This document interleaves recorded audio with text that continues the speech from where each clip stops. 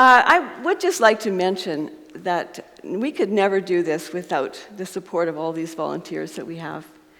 That from Bill on sound, who is always looking after me, and Patrick, who you can't see up in the sound booth, but you often see Patrick if you go to our webpage or see any of our marketing. You see Patrick, who's got the funky glasses and he's a good-looking young guy. Yeah, great. And I don't think Joanne gets enough strokes either. You know, Joanne shows up here every Sunday and grounds us with those beautiful bowls. So thank you, Joanne. Yeah, and I know I'm on a run, so I've got to say everybody. So how about the table at the back where you can, make donations? I'll answer questions. Thank you so much, Allison and Sandy there this morning. And I would imagine someone was here even earlier than most of us and made the coffee and put the snacks out. And I'll just carry on. Cliff and his team that does the chairs. I saw Cliff and Dale, or Vic and Dale, I saw doing the chairs again, as always. And this floor, do you remember the week this got done? I remember walking in and just thinking, this floor is just gleaming again, back to its old self, being a wonderful labyrinth that invites us in. This is a wonderful spiritual community. When you walk in the door, it's filled with positive energy. You can feel it when you walk in the door, can't you? Yeah, we really can. And I find even if you come here and there's no one here, that energy is still in the room somehow. I think it's even ancient energy from way back when the Catholics owned this and probably did a lot of their contemplation and sacred service here too. So all of that, all those roots are feeding this community and sending out the rays out into the universe itself through this beautiful ceiling of natural products. So Cliff and Ash are in Chicago, beautiful Chicago, downtown Chicago, where that river runs through the city, and they said they're going to take that cruise along the river, and they're there visiting Cliff's family for a little family reunion. Cliff gives a talk, pretty much every Sunday, and I have to admire that. It's not an easy thing to think of how to get up in front of people, and as he says, his mission is to be inspiring. And I would say he fulfills that mission, I think. And the other thing he does for me always, he grows me. He always thinks of something that's like a seed he plants in me, and it kind of grows me. And then when that newsletter comes out that Tammy Banting sends out, I look at that and look at those tips on what you could journal. And we can actually have our spiritual practice running from Sunday right around the bend back to Sunday again. This morning, I want to talk about consciousness, and that's not an easy thing to talk about, and I didn't really want to talk about it, because I thought it's a terribly difficult subject to talk about, consciousness, and I want to talk about it because I know I don't understand it fully, and so it's really myself working on me, and you're just along for the ride. I was along for the ride when Eckhart Tolle came to town. I saw Eileen there. I saw a few people there. I went with Ash Rubin, and we didn't have as good a seats as you, but we had pretty darn good seats right near the front. And Eckhart Tolle should not be popular. When you look at what's out on social media, they're all beautiful, young, dynamic, drawing their crowd of so many followers. And here's Eckhart Tolle. He's physically, not your... Yeah, you wouldn't find him in a fashion magazine. And he's not young. Like he's getting older. I don't know if he's as old as me, but he's getting older. And his props on the stage, like a chair? He sits down and talks to you. And he's got a little stand over here with some flowers on it always, right? And there he is, a show. He's a one-man show, and all he does is talk. He didn't even have us meditate. He talked. He talked to us for 2 hours solid. There's not many people I could handle listening to for 2 hours and have it feel like it's like that, like it really went fast. And there were thousands of people there, weren't there? There was thousands of people. It was at the conference center, and it was like all those big halls that if you have a wedding, you maybe have one hall. This was like way to the back, full of people. And who was there? Not people my age, no. People, I would say, 18 years old, to maybe 60, maybe, But I felt like I was one of the older people there. That feels like the evolution of consciousness to me. When that book, The Power of Now, came out, I know Oprah liked it right away. Oprah's been a big fan of Eckhart Tolle and said he's the most evolved consciousness she feels she's ever met. That he truly is a spiritual, he really is guided by spirit, and he's a very evolved human being. And it's taken me a little while to get on board. I read his books, and I'd have to say, well, here I am talking about it, consciousness. Consciousness. He's all about awakening consciousness. And he's all about the fact that when I say Eckhart Tolle, you probably, without even wanting to, thought of a few things in your own mind about that. Do you find your mind saying some things to you right now? Kind of talking away? That's not your consciousness. The part of you that heard that talking, who are you talking to? You're talking kind of to this box. Well, behind that is your consciousness that's quiet. That's the essence of your being. That's your consciousness. You are not that voice that's talking to you all the time. It's not you. It's not the deep you. This is I think that sounds logical, but do you get it? It's kind of hard to get this. That voice is talking all the time. And you know what? You don't control what it says. Like, the you does not really control what it says. It's just talking all the time. And the other thing that sort of gets me is you can't believe it. It tells you the dumbest things. It is not your best friend in many ways. It'd get you into big trouble if you said that out loud. It's crazy sometimes too, isn't it? Crazy. And what it's trying to do, so they say, is it's trying to protect you. It's trying to control the environment in such a way that you're going to feel good and that you're going to feel safe. So it's limiting, isn't it? Is it going to want you to get up on the stage and give this talk? No, it's not. It is not. It's going to tell you, Catherine, you don't know enough to give that talk.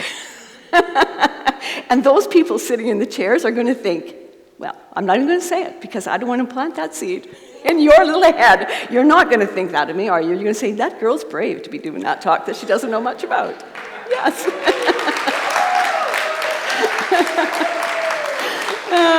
Yeah.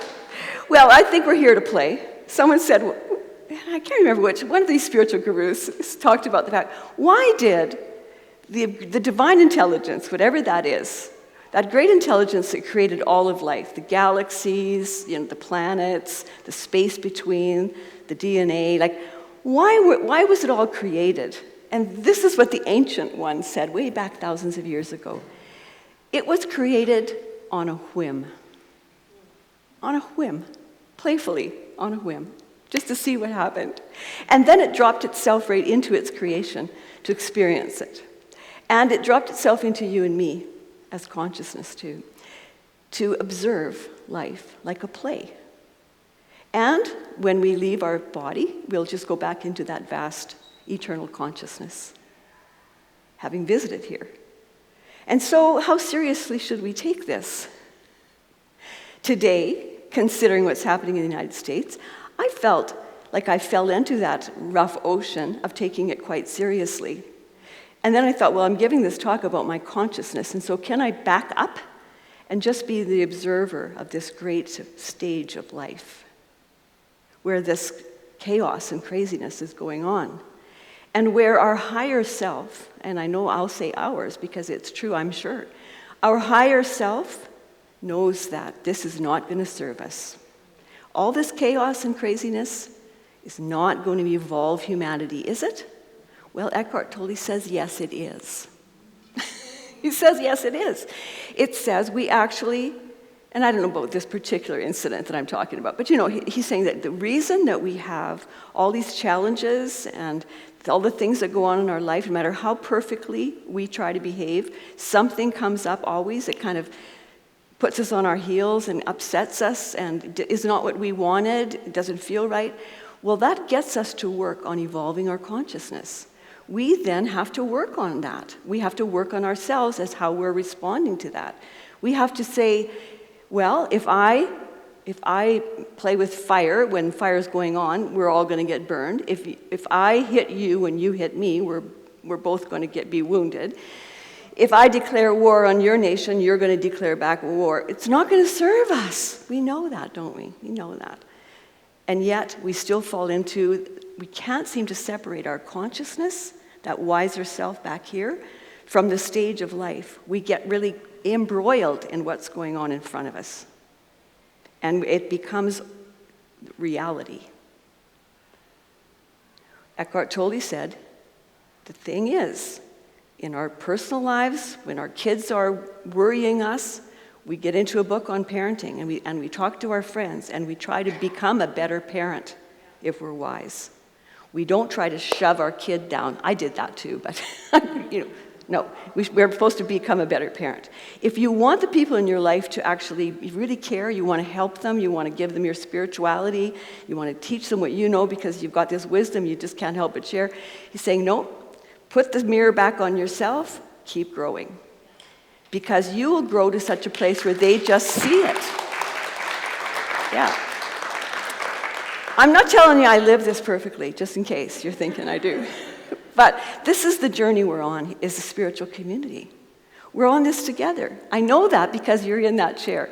If you were not attached to your own spiritual evolution, growing your consciousness, you would not be in that chair. You just would not be in that chair. You wouldn't be interested in this. We are a spiritual community. We are loving our world, and we want to transform it. We want nature to thrive. We want the plants and animals, the birds and the bees to thrive, don't we? We want those things. We want our children to thrive. We want our ancestors to see that all the work they've done to set us to this part of the stage has been worth it, that we're worth it, that we've absorbed their wisdom, that we've learned from maybe their mistakes, that we have raised our kids maybe just a little bit more conscious than we were raised, and that those kids will raise their kids just a little more conscious than they are raised. Norm and I see that in our kids. I was saying that to somebody today, that we went through a lot of turmoil and chaos as we were growing up ourselves, because we were like 20-something parents, like 20 parents. We were babies when we had our kids, but we didn't know that. And so, we made some mistakes with them. But we came to this community, and I would say for sure, we both talk about this, it gave us a toolbox to just be so much more effective as a parent, to just be so much more unafraid and empowering, just so much more aware of what not to say. So, our kids and grandkids, we've got our oldest grandchild is 26. Oh, I'm going to tell you this story. It's not on the script. He sent us a text this week and said he's met a new girl. He's searching for a soulmate. He's 26. Yeah, he's got a nice job. He's got an apartment downtown. He's launched. Now he wants to find a partner to share that with. And he said, his parents are away on holidays. Would you and Papa like to meet my girlfriend and come out for dinner with me? Yeah. Would we? Of course we would. Of course we would. We were thrilled. So we went to this cute little Japanese restaurant right downtown, and we thought she was great. I'm glad we did, though. Wouldn't it be tough if we didn't think she was great? But anyhow, she was great. We had a really nice conversation. We ordered Japanese food. I don't know Japanese food very good, but he did. He's been to Japan, so we were in his zone. And so I think, yes, at 26 years old, we had 2 children. At 26 years old, he's got a much better education. He's had better parents than too. They were wonderful. They are wonderful parents. And so I think, yes, we are raising the consciousness of the next generation. We all are, because, it's a whole different world out there. Has it got great challenges? You bet, it does have great challenges. We're here, I think, partly because we carry that responsibility in our hearts of wanting to transform the world so that it really does work for everybody. That's what we're about. But we know it starts with us, that we've got an internal transforming to do too. But we're transformers. And if you change your thinking, you do change your life. We've proven that, haven't we? Many of us have been doing this for a long time. We know it. We've got the facts. It's not faith, because faith would be in things unseen. No, we know this. This is actually experiential knowledge that we have. It's replicatable too, so even the researchers would be okay with us saying, change your thinking. It does change your life. We know that's true. The other person, I liked what Eckhart Tolle had to say, and I did believe that he said when things are going wrong, that's actually part of the creation story itself, and that's what motivates us. That if everything was perfect, we would ride on the surface of life and be sort of shallow. That this is actually deepening us to have challenges. So when our kids have challenges, this for me is, I'm not bragging, but I am. When our kids have challenges, they come to us and ask for support. They tell us what's happening. I wouldn't have told my parents, I don't think. They tell us the stuff that's happening where they don't look so good even in it. Yeah, they tell us the story of what they're having, and they know we're going to listen to them with an open heart and without judgment. When they go home, we worry. We might judge a little, but not when they're there. Because, we're still human and we're parents still. Yeah, so the other person I'd just like to talk about quickly, too, is Michael Singer. I've told you before that I'm a follower of Michael Singer. I listen to Michael Singer probably 3 to 4 nights a week. It's kind of my spiritual practice for the evening. He puts new talks on all the time, maybe twice a week, and it's free. So all the right ingredients. But this is what he's like Eckhart Tolle. He says there's a voice in your mind, your head, that's talking all the time. Your job is to separate yourself and be the observer. And then your next job is whatever life brings in front of you, it's your responsibility to lift it up.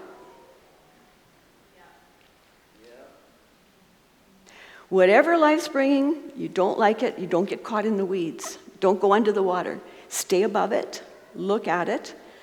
You can get riled up, but let it roll right through. So I didn't like what you said to me. How dare you say that to me? I don't feel respected when you say, take a deep breath. Your mind is saying that. Your body's reacting. Take a deep breath. Let it run through your body and go out the other side. Relax everything. Because really, and I've got a lot of experience, I can tell you this, when you become reactive and give it back, all you've done is fight fire with fire. And what do you get? A bonfire that no one wants to sit beside. Not that I've got this perfected, but it's nice to have a tool. It's nice to have a formula. And I find myself more and more and more really being awake to the fact that that's what I want. That's what I want to choose. I want to see that I am the observer of this stage of life, and I want to respond in a way that's wise, that lifts it up a little bit. So if someone's doing something and I can see they're not having a good day, my job is to be wise enough to know when to leave them alone, when to go and sit beside them, when to ask, can I help in some way? And that requires experience and wisdom and maybe looking at the principles of life and really being awake to what's going on in the environment. All those things. It's not like a quick formula, but it's saying, I'm awake. I'm conscious. I'm not embroiled in trying to fix you. I see your wholeness, and I would like to be of some support.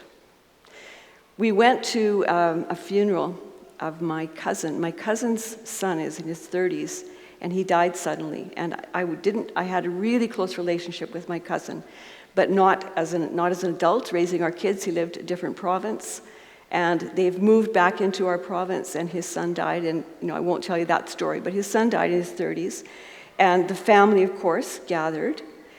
A man got up before the service started and said, this family is fairly new to our community. They lived here, a long time ago. And they said that not to put up many chairs because maybe about 40 people would come because he didn't know a lot of people. And the funeral home was actually full with people standing all in the back.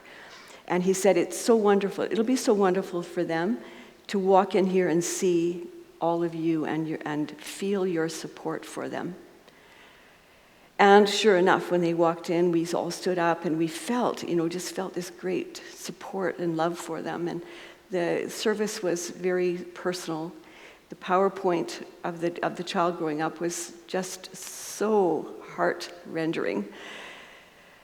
And even though we wept, love was in the room so strongly. Support was in the room so profoundly.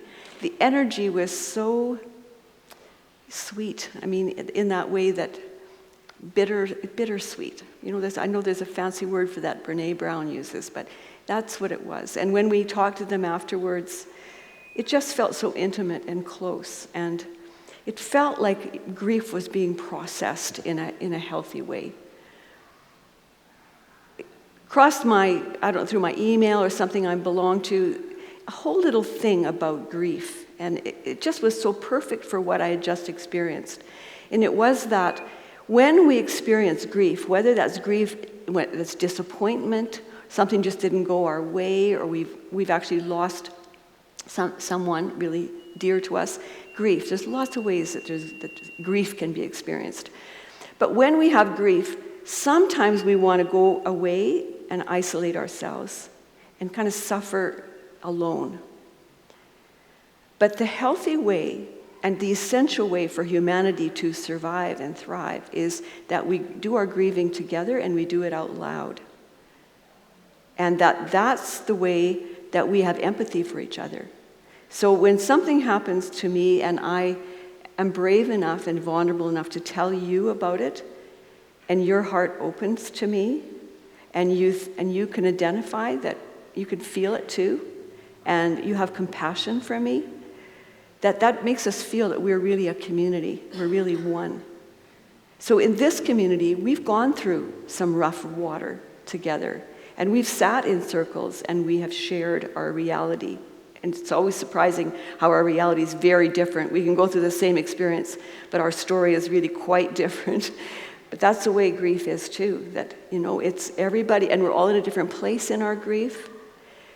So this celebration of this young man's life was, something that actually I felt blessed me on the inside. It opened up my heart and kept it open. We went out to the lake. We've got a trailer sitting overlooking a lake and a forest all around it. It's, no utilities. Anyhow, we went out to the lake after that funeral, and wasn't very long, and all of a sudden a mother deer came out of the forest with her tiny little fawn. The little fawn eventually ran into the forest, but the mother deer, and Norman said to me, "Catherine, go have a look. So I was outside.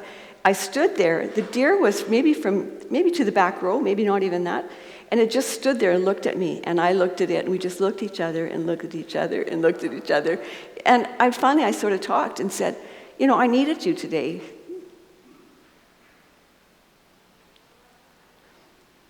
Nature is interconnected with consciousness. There's something about sitting outside and watching the birds, listening to the sound that aren't they wonderful right now? Just breathing and being present and conscious and awake. That makes me think, oh my God, this is going to be a hard place to leave someday, hey? But then there's those days when you think, I can't wait to get out of here. We've got both of these programs playing in us, hey? We do.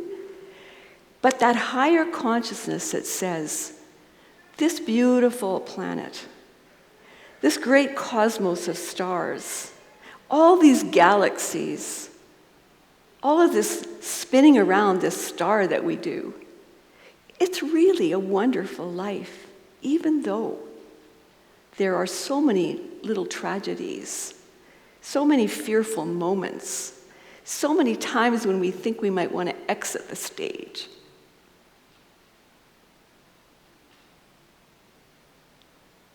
I want to live my life in such a way that I can walk off this stage and say, I was awake. I tried my best to lift it up, to lift up the moment, to be a healer, to be a motherer of life. The last thing I'm going to say is our daughter-in-law is taking her 2 weeks of holidays to go to another province and care for her mother who needed surgery and needed her care.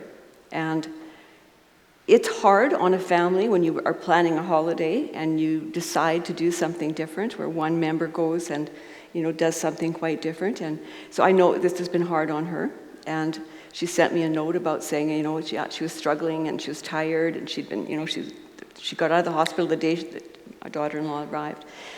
And I sent back to her, your wonderful mother has raised this magnificent woman who is now going to come and give back to her and nurture her back to health,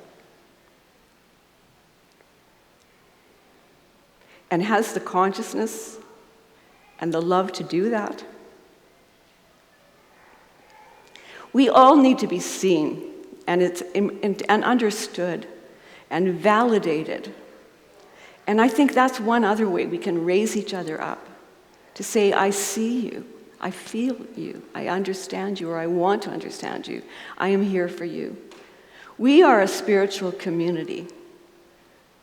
We are transforming ourselves because we love this world so much. We want to transform it too, so that it is heaven on earth. And we can do that if the kingdom of heaven resides within us and we recognize it and we give from that place with an open heart. I see your open heart and I feel your great love for this world whenever we're together. The divine within me says namaste to the divine within you. May that be so.